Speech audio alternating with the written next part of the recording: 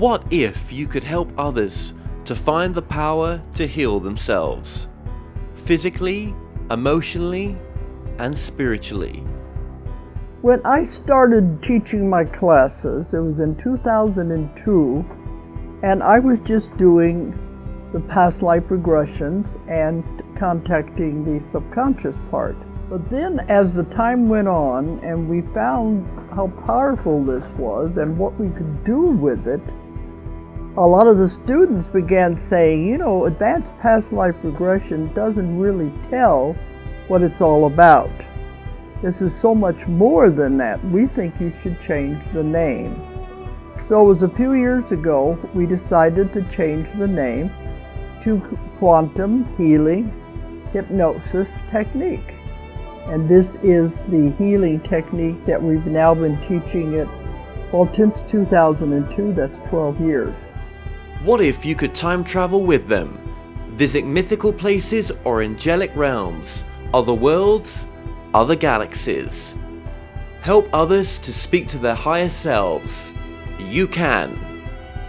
Dolores has taught thousands of people from across the world how to use QHHT, and now you can learn her method by going directly to dolorescannon.com.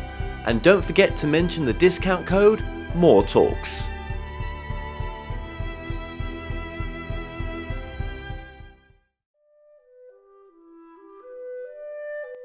Established over 100 years ago, Watkins Books is one of the world's oldest and leading independent bookshops specializing in esoterica. We have the widest selection of esoteric books in the UK, and our friendly and knowledgeable staff are here to assist you in a unique ambience of our shop. So come and visit us in the heart of London as we're open every day.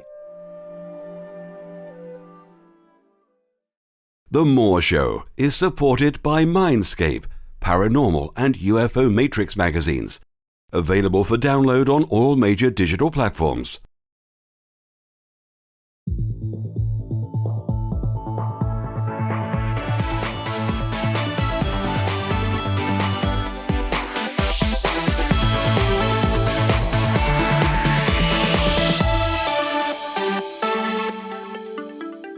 The comments and views expressed on The More Show are those of the people that make them and do not necessarily reflect the view of Kevin Moore, The More Show, or this radio station and its affiliate or sponsors. This show is for entertainment purposes only. Broadcasting from the UK and across the world online. You're now watching the UK's only alternative late night talk show, and I'm your host, Kevin Moore. For the next hour, I'll be covering subjects that will open up your mind and provide you with information you may have never heard before. On today's show, I'm joined by Caron Goode, who is a licensed counselor and psychotherapist in Fort Worth, Texas.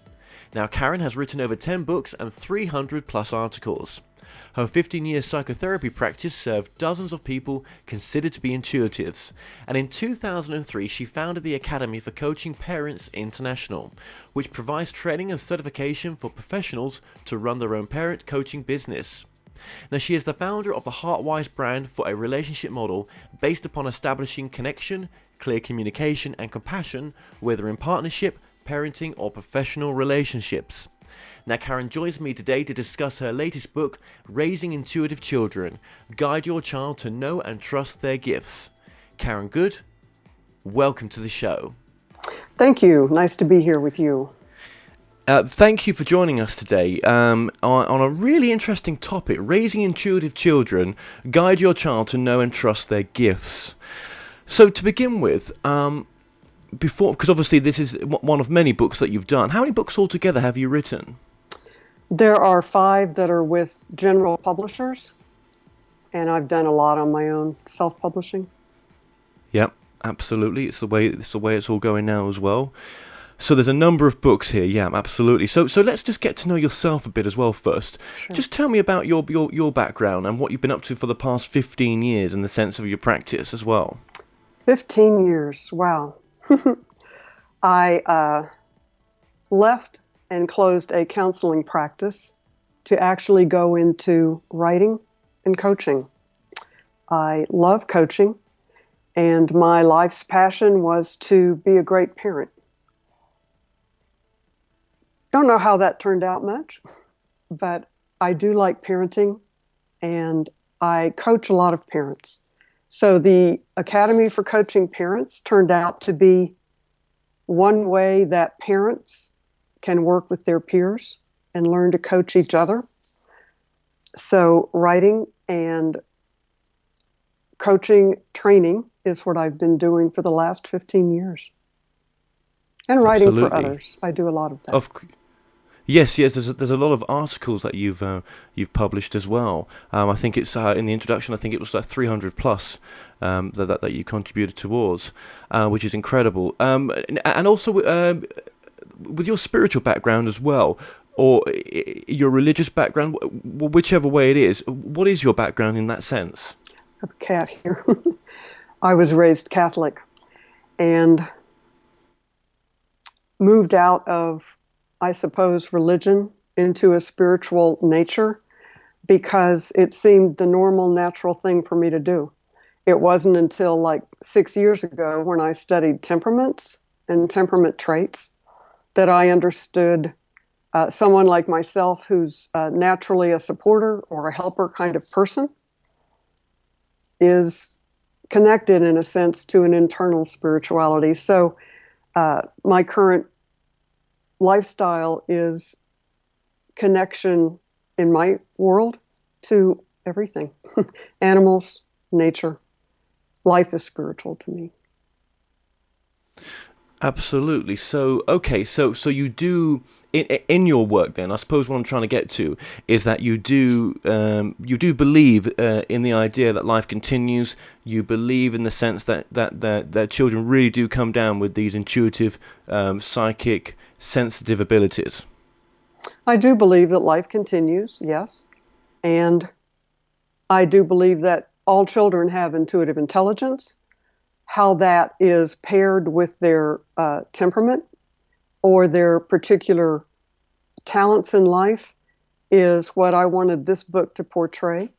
Yes, I believe that some children are naturally psychic, and I was probably one of them. And that book, Raising Intuitive Children, that we're going to talk about, it actually created a network of people who said, Caron, I didn't realize I was that when I was a child. Now I do. Or, hey, my child reminded me that I used to be that way. So now I am again. Interesting. And do you you feel that you were intuitive when as a child? Do you hold any of those abilities now still? I do. I actually took training in how to use my own intuition because my particular talent happens to be in reading people's medical issues, which is kind of strange. So I have done that for individuals who really need help. I don't make a living doing it. Interesting, very interesting. And what did you study in the sense of other textbooks out there in that field? Was there anything that sort of stands out right now? No, I think it came about because I have ghost written a lot of books for doctors. And so the knowledge is like ingrained somewhere. But when somebody has an issue, what I've learned is that the physical, the muscle memory, the energy field of a person all contains the clues. And so it's just finding out where a person can identify their issue and then help them deal with it, if that makes sense to you. It does. It's very, very interesting. Now, just so that we've got a grasp of this, what is intuition to you? Let's just start there. Well, intuition to me is a Gestalt way of thinking. It's a sense of knowing as opposed to learning knowledge. Some people have an easier time intuiting or using their intuitive intelligence, and some people it's not strong at all. Again, I'm finding that that intuitive intelligence seems to come out where people have strengths, and their temperament traits tend to support that. So that was interesting. But I do believe children have a sense of knowing, and maybe they lose it, maybe they actually use it as they get older. But that's my definition. Absolutely. And what's the difference between an intuitive child and a child that's open, connected to the non-physical worlds beyond these normal human perceptions, so shall we say? That's a good question. I would call the latter child more psychic. It's a hard question to answer. Because it's almost like, well, if is that intuitive side coming from the subconscious, the part of us that apparently resides, in the soul potentially. Well, I think it's a good question on several levels, because in writing this book and identifying how children use intuition, I started using the term that other people have used. So to me, an intuitive, sensitive child could be really smart and spatially strong on a football field, because I interviewed some NFL players, and they say we use intuition all the time. It's about space. So if we say that a child who has a sense of psychic energy is psychically sensitive or energetically sensitive to someone's anger or a hurt animal, that comes through their knowing, not so much knowledge. And the empathically sensitive child, they feel other people's hurt. So if we use the term sensitive, it might give it more color in the sense that a child uses it in their own world, in their own life. Do you think with intuitive children that, because I read this in your book as well, that potentially we might be experiencing a leap in the evolution of human consciousness? I believe so. Well, obviously the world is changing. Climate change is affecting a lot of people. But when you look at the children that were born in the 90s and at the turn of the century who are now becoming adults, I started in special ed years ago, and I was teaching children who were hard of hearing, who had learning problems, who couldn't spell, learning disabilities. Well, that was back in the 80s. So fast forward, there wasn't an autistic child back in the late 70s and early 80s. And what I observed psychologists doing in my doctoral work is something that turned me away from studying that, because cattle prods, they treated children horribly. So now, with these beautiful children, some of whom talk directly, telepathically to their parents, others who use intuition, others who don't communicate at all, there's a vast range of abilities, and we're seeing it now right before our eyes. Many teachers are experiencing that in their own classrooms. So yes, it's changing, and whether it's evolving or devolving, I suppose, is a matter of opinion. But for those of us who work with kids and parents, definitely there is interest and there's growth in this field. Yes. Yeah.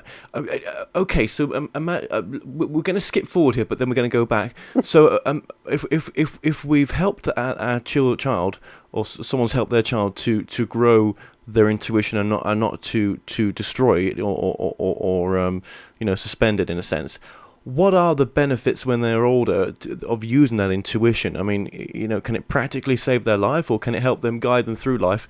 Not always thinking with logic, but thinking on a deeper level, which can lead them to the happiness that we've missed sometimes by going with logic. Well, I think it does. It helps. To me, it's an inner wisdom, and it helps a child to trust their own decisions. It helps a child to handle situations and have confidence. I'm trying to think of a time when I guess I was newly married, 19, 20 years old. My husband and I went to a remote area of Big Bend. We wanted to go to the wilderness and camp. 3 o'clock in the morning, I hear this voice, "Get up, leave now." And I mean, I woke up and I started packing. And we found out, so, I mean, my poor new husband, he said, "What are you doing?" "We're leaving, let's go." It's 3 in the morning. We drove about 2 hours north. And in West Texas, that's like not seeing another car on the highway. And then we read in the newspaper that people had died in that campground because it had flooded.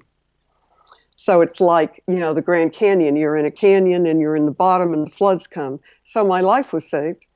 And yes, I had another incident like that in a car accident where if I hadn't swerved one way, so I guess that's the use of inner wisdom, or maybe just, who knows? Yeah, you see. Well, no, don't take it away. Those incidents is saved your life, and Twice. If that wasn't from the logical brain, yeah, where the hell did that come from? Gut brain. Was it from? Who knows? Yeah, but no, who does know? But is this a bit of a light on a subject of consciousness where it's not local, and actually when we do pass, energy can't be destroyed or created, it just carries on in another dimension, and it's that dimensional bleed through that you're receptive to, that you're listening to.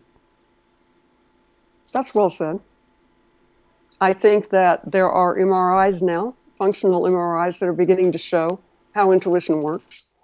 And for the left brain person or the logic-oriented person, that would be their proof. For someone like me, who's more oriented from the heart and oriented in the connection to people, Is that life at that time. Yeah, but it absolutely, and I wonder if that heart space is not your soul, not the pure you that you're connecting to. I just wonder, and I know you would have not have an opinion either way. Yet you're open to things. It's just it's incredible though, isn't it? It is either incredible. way. Either way, and I congratulate you for doing this book, because I think it's very, very important, especially nowadays. Now just going back again to intuition, that was a name that was not really kicked around, maybe even 10 years ago, 12 years ago, as much as it is now. People have moved away from the name psychic because it's got such a bad rapport with it, to being I'm a sensitive or I'm an intuitive. In spiritual circles, I think intuition is used a lot. And in the educational circles that I come from, intuitive intelligence is used a lot.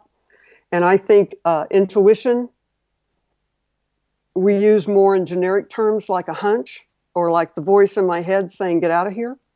But intuitive intelligence would allow an educator to understand, oh, well, you think more globally. You don't follow your logical brain here, so maybe your gut would tell you the answer. I used to teach special education children in my first years of teaching, and I came from speech therapy and deaf education, and I was hired to teach a classroom filled with children with learning disabilities. So I asked them, "Hey, how do you know how to spell a word?" And one kid might say, "Oh, I close my eyes and I see it." So it's those children who begin to show me how they actually learned. And that's one reason the book was written. Other children would guess.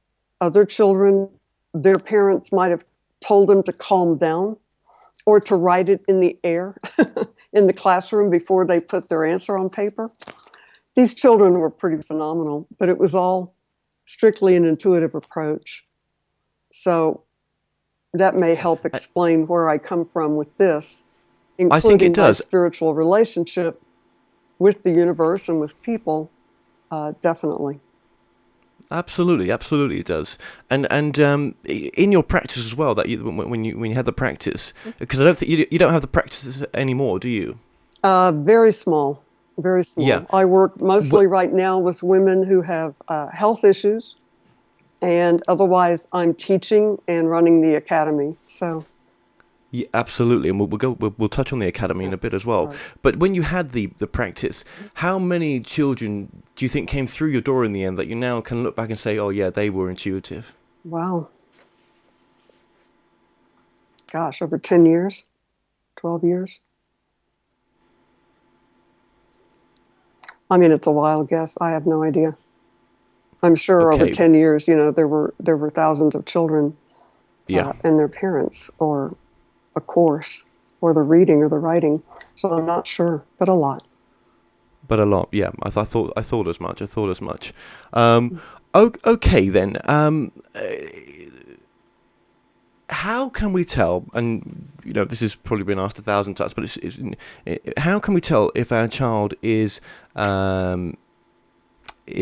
sensitive and has this intuitive side as well? Well, I think it depends upon the way that the children use their intuition. But if we're talking about the psychic sensitive children, they have several characteristics that parents might recognize. A child who is more spiritually oriented has, the children that I've met feel responsible, like for a hurt animal or for a pet or for a child who's bullied. There's an empathy that they feel, and sometimes they wear it and they bring it to their parents' attention. So there's a caretaking role with that empathic child. The child who is psychically sensitive, they don't hesitate to tell their parents if they see a ghost.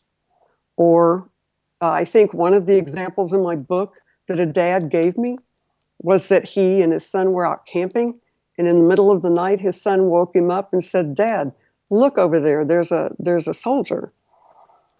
And the child was describing a Civil War costume and a soldier who had fought for the North.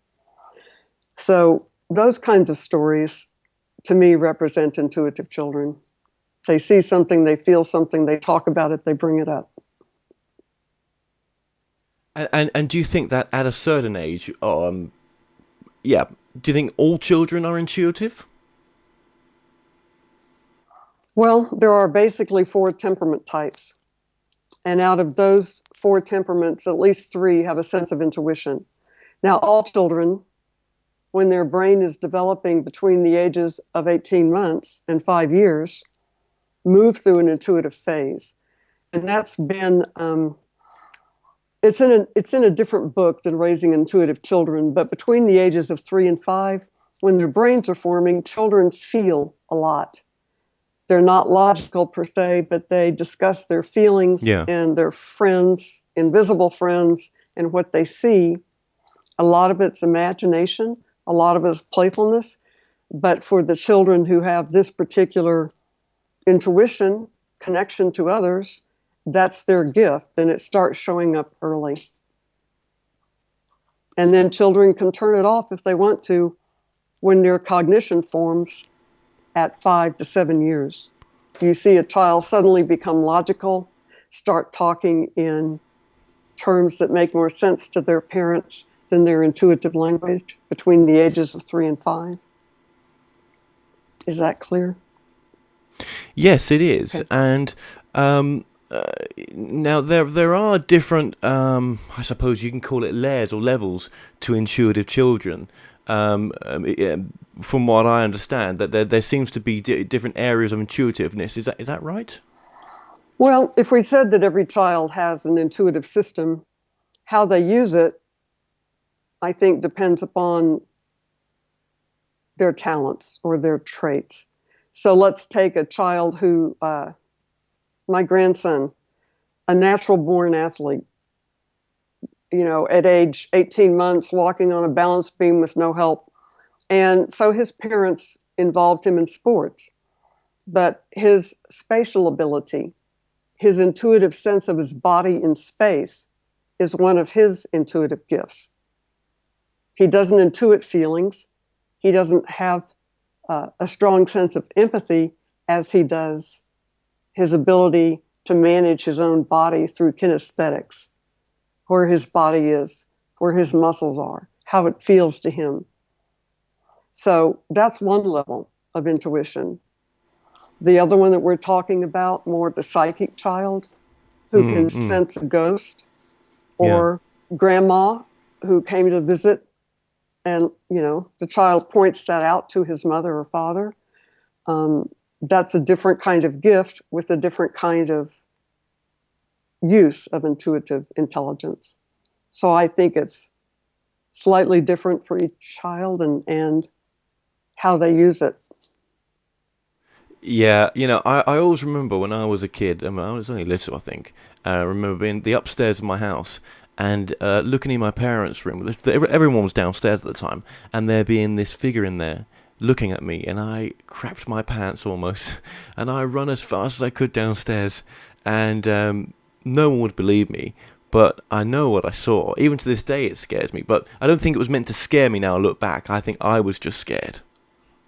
Yeah, I would agree. I can remember a time, I guess I was 18 or 19. It was a weekend when I came home from college to spend the weekend with my parents, and my mother had a Catholic newspaper open on the kitchen counter. And there was an announcement, an obituary announcement for Padre Pio, who was a Franciscan monk. And he was known in the Catholic Church for his ability to bilocate.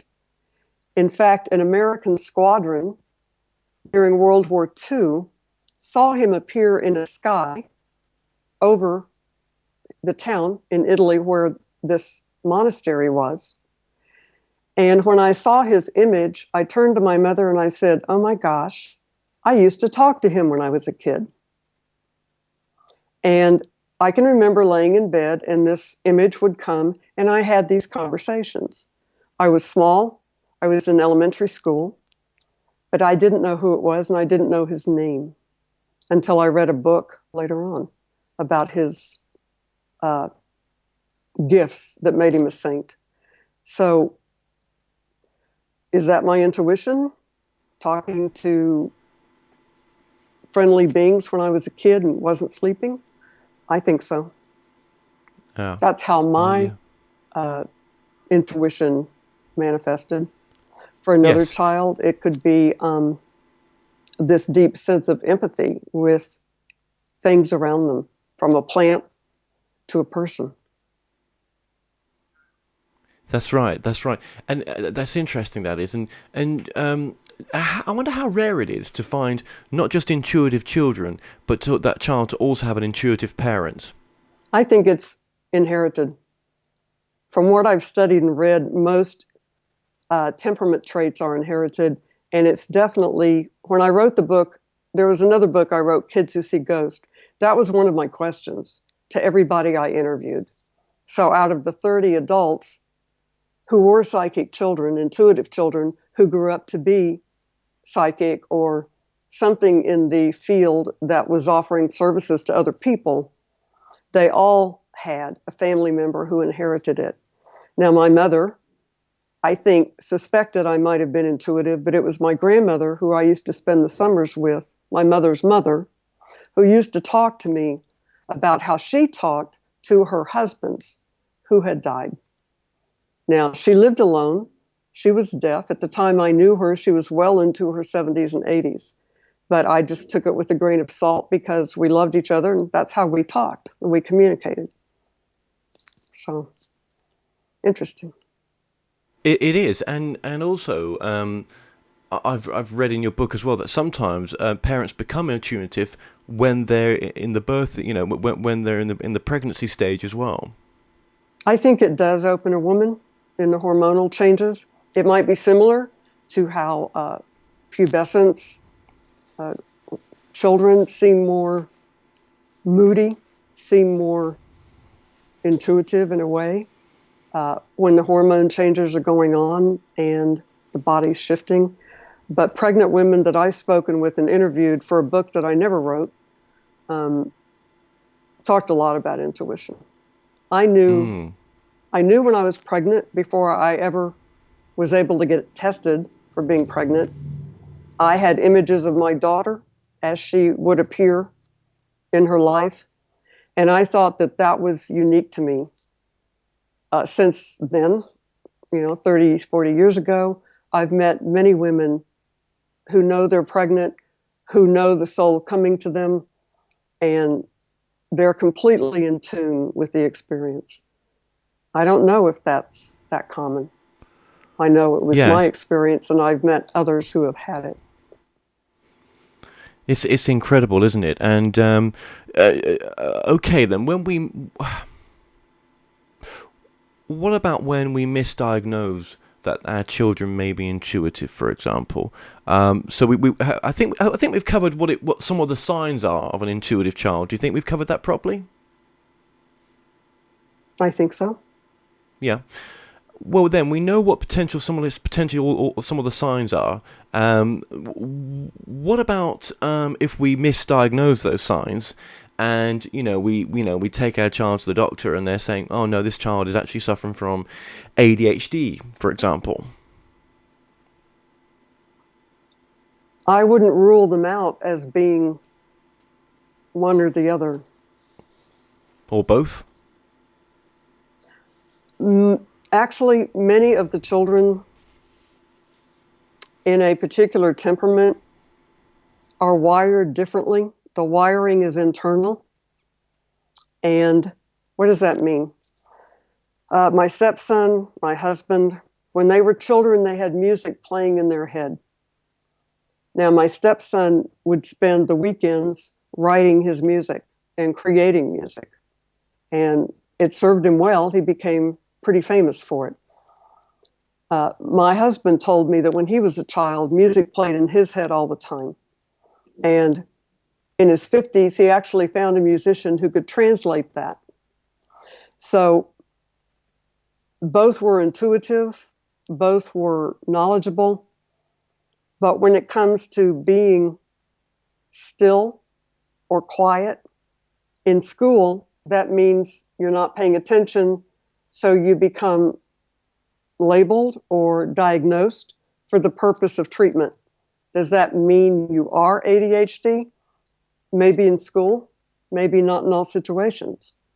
So the answer to your question is, how do we diagnose an intuitive child? And I think the signs are clear to a parent. I'm having trouble with the word diagnosis, so give me a question another way. Can you do that? Well, yeah. Okay, then. Well, what if the parents maybe think it's a mental health issue?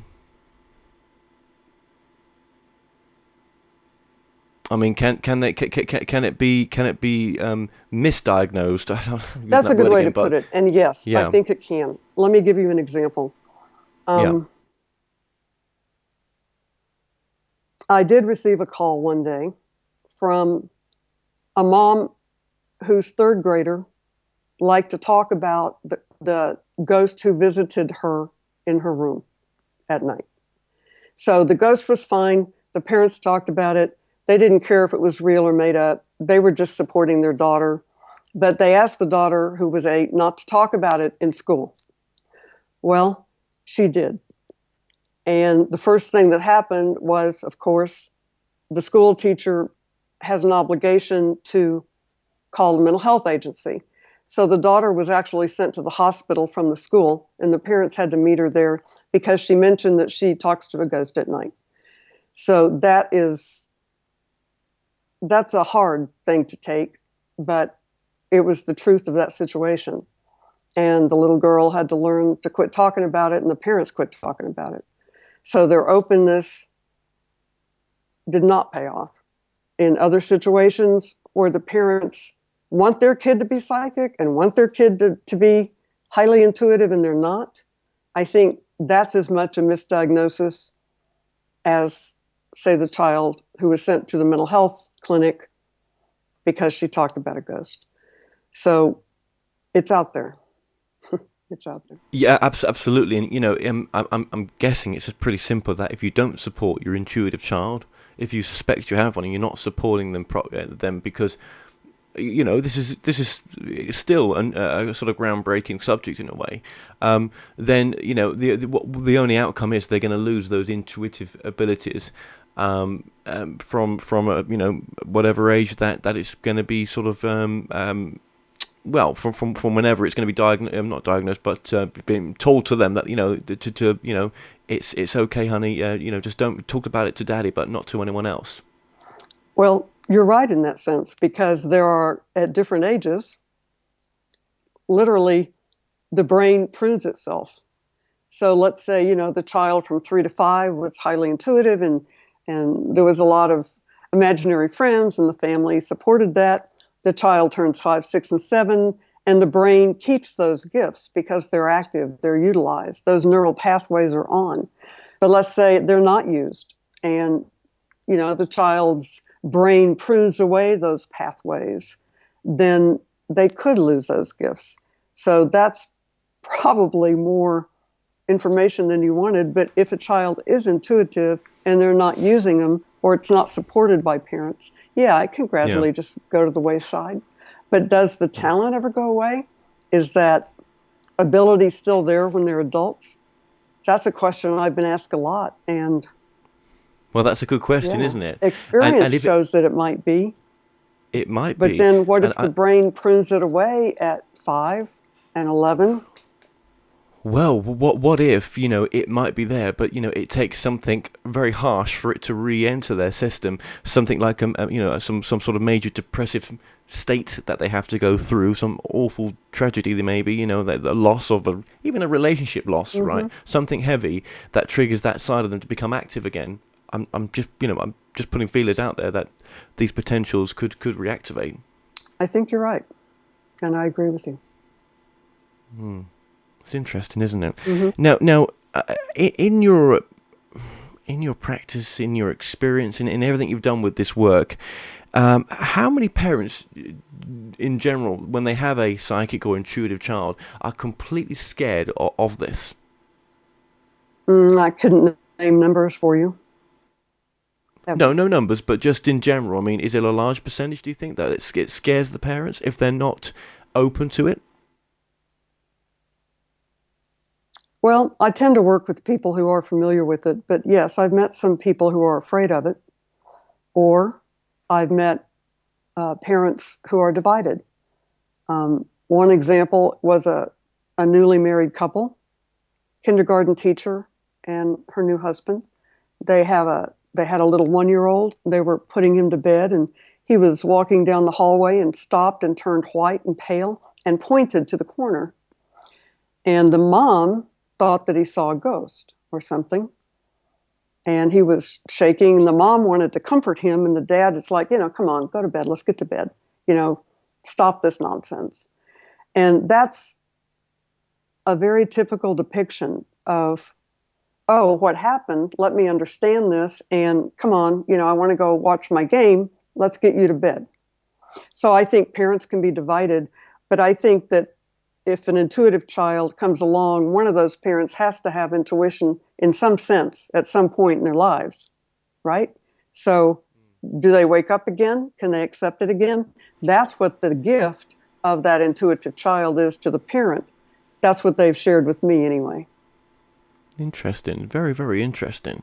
Yeah, there's at least one of those parents that in the end, if one's siding against looking at this or will just poo-poo it, then there's another that actually will allow that space for it to develop as well. Now, intuition in children growing up, what are some of the barriers that can be there for kids as they get into their teens and they're trying to keep that intuitive side of the teenager open? How is that kind of difficult?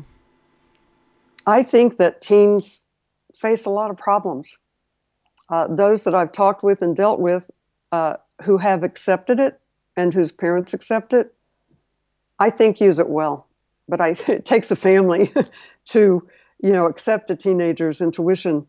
When I had a blog and was very active in the blog, my main questions came from girls, 13, 14, 15 years old, who would see something and didn't know what to make of it and got scared, or who had intuition but couldn't talk about it with anybody. And they were very lonely. And I actually called people that I knew in my network and set up teenage support groups for these intuitive teens who didn't have anybody else to talk to and who didn't want to talk to their parents at that time. And man, I think you've hit a real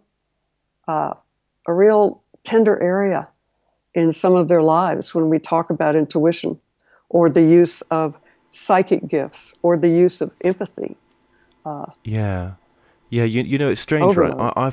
I've come across in the people that I know, people that know younger people who are channeling, yeah, and I think some of them are very young, and it's like, and they've been able to, and they're using YouTube to do their channelings on that. So I've come across some of them. Wow. And it's just incredible that they must have the support that some of these people that you're talking about didn't have. The friend support. I mean, I can imagine it must be bloody terrible not to have those friends to support you and just accept you for who you are. I think there's a shift going on even now as we speak. Do you know that? Yeah, I hope so. I think there is. I've actually seen these people, and I've actually seen what they do with channeling as well. And it's like, wow, that's pretty impressive.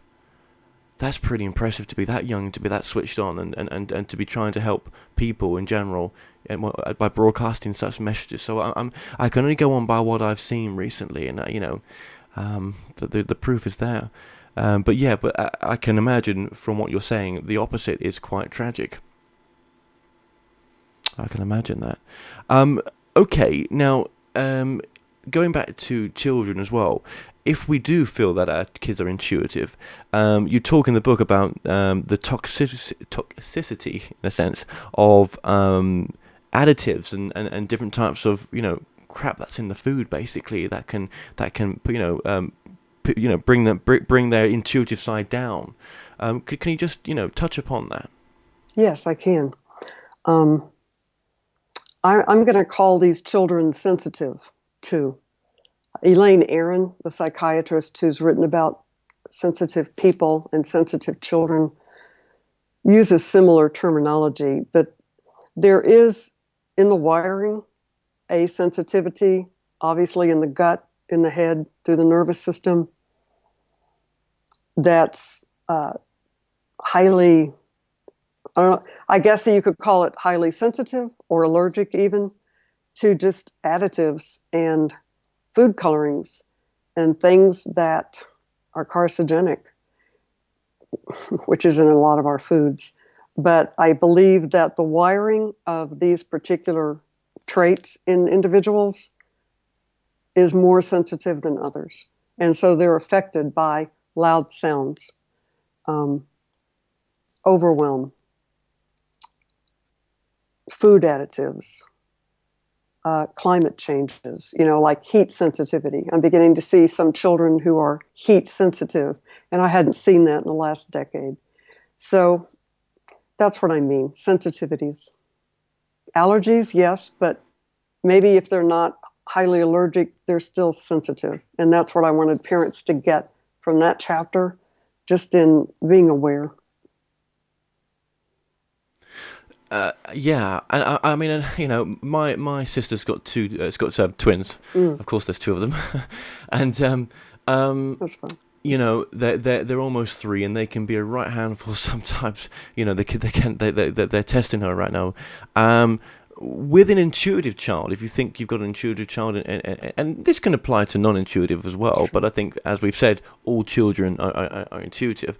How do we, bring them up in the sense of discipline and stuff like that? I mean, is it you talk in your book? I found this interesting about giving the children space, enjoying space, and how important that is. Now that's probably two different contexts, maybe that I'm saying, and what the space refers to, maybe.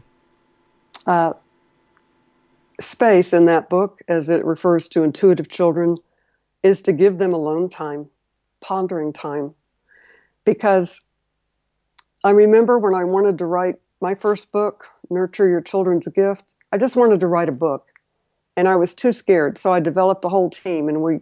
All of us wrote a chapter, and then I put it all together. And then once I felt confident about writing a book, the voice in my head began to write the book. So that's similar to the music in a creative child's head, not going away and playing until the child does something with the music, hums it, tells it to go away. My point being that if children are always busy and always physically active or always watching stimulating television, they don't have the time to go walk the dog. They don't take the time from the video to be less stimulated by taking a walk with mom or swinging in the backyard. So the alone time is a time to ponder. It's a time to play by themselves and not have to be, quote, with somebody all the time. And it's also a time when intuitive children can learn to listen to their own heart or their own voice or their own feelings. So it's the feelings that often overwhelm children. And if they don't know what to do with that energy of feeling, overwhelm, anger at a hurt dog, anger at a mean teacher, they don't handle emotions very well. So the sensitive children or the intuitive children need wind down time because they can wind back up pretty quickly. And parents get confused. They think, oh, well, he can be active right now. It's only an hour before bedtime and he'll be sleepy by then. But an hour before bedtime, he's not sleepy. Children get wired back up and adults do not. And some parents don't understand that physiology. So, excuse me, I'm going to move my cat here off the table. That physiology of the intuitive kid can be on or off, or high or low. It can escalate and de-escalate pretty quickly. So when are they ever going to find time for balance? Unless it's in talking with a parent, being heard, maybe discussing dreams, or maybe just being alone. Yes, because you do talk in the book as well about how it's wonderful. It's how to teach the child to be centered. I mean, my God, I'm trying to teach myself in my 30s to be centered, right? But this is good stuff. You talk about often nature walks as a way to develop good feelings. Getting out, as you were just saying there. Help your child by be consistent by setting goals and celebrating accomplishments. Mm-hmm. Pretty good stuff. And to bring your child back to the present moment when she's worried or he's worried or upset, with a gentle reminder of be here now with me. You are here now. Be present. And is this actually stuff that's been proven to that you've used it yourself as well? Oh yeah, definitely. The nature walk stuff is also interesting because there was a new study that came out, which in a walk in nature showed what the brain was doing in developing neurons and, getting healthier basically. So actually a walk outside in nature stimulates the neurons and develops better pathways. So there's actually research that now supports that recently. I think in England and the United States. That's very interesting, right? Okay. So that's new, a new paradigm on the research. Yeah. Well, it just goes to show what you put all those, a few years ago in the book is still current. Absolutely. You talk about as well emotional support for empathic intuitives. What emotional support do you think we should give to our kids if they are intuitive? And in general as well, this is good stuff. Well, I think the model today that most people in the field of parenting or education are working towards is the nurturing model. And so a nurturing model, from my background and viewpoint, is to offer an ear, because a lot of the kids who are on video games and with two working parents in today's society, they're not always heard. So just listening, you don't even, just sit down and listen. You don't even have to say anything. So listening is one thing that actually helps children center and feel confident. But other nurturing aspects are about emotional support. So emotional support is, number one, listening, and number two, helping them solve a problem if there is one. Because how are you going to handle that? What do you think made that boy say that?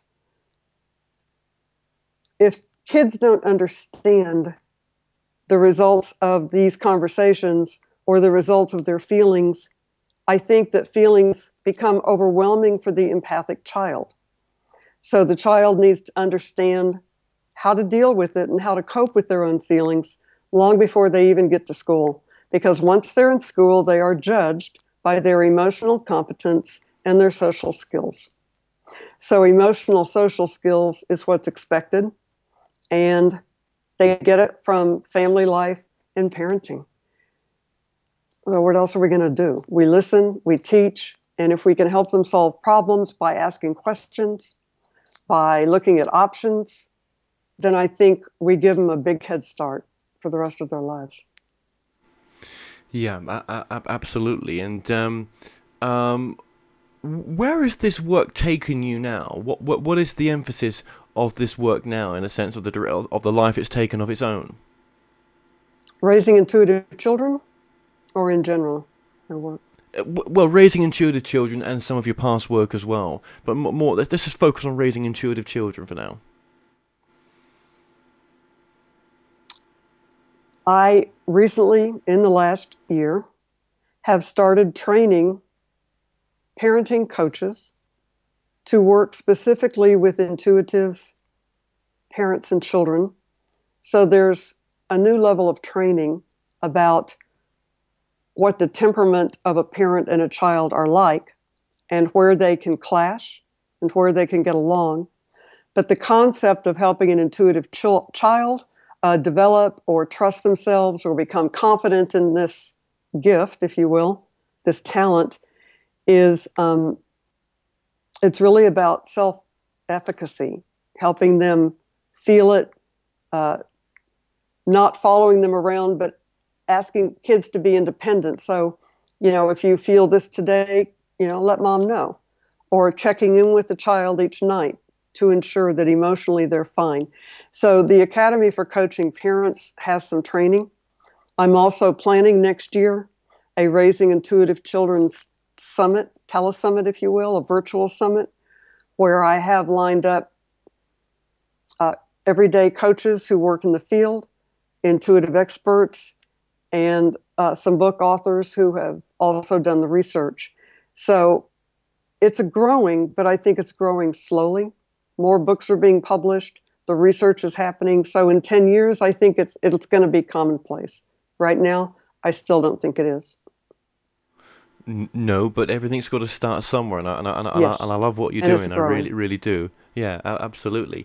Now, if parents would like to speak to you directly for coaching, now obviously times have changed. Skype is now an easy way to interact with audio and video, or just audio, and people can reach you and book you for such things. What website would they go to book you for this?